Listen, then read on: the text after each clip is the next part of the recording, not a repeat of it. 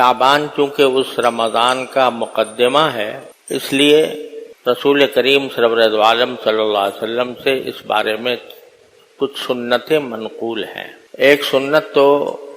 یہ بیان کی جاتی ہے، احادیث میں آئی ہے کہ رسول کریم صلی اللہ علیہ وسلم شعبان کے مہینے میں بکثرت روزے رکھا کرتے تھے۔ یعنی بعض روایتوں میں آتا ہے کہ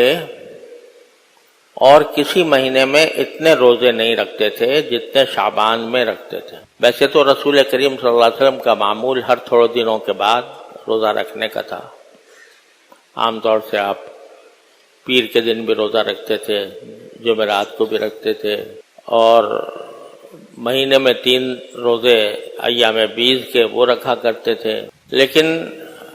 شعبان کے مہینے میں روزے آپ کے عام عادت سے زیادہ ہو جاتے تھے، یہاں تک کہ حضرت عائشہ صدیقہ رضی اللہ تعالیٰ عنہ فرماتی ہیں کہ رمضان کے مہینے میں میرے جو روزے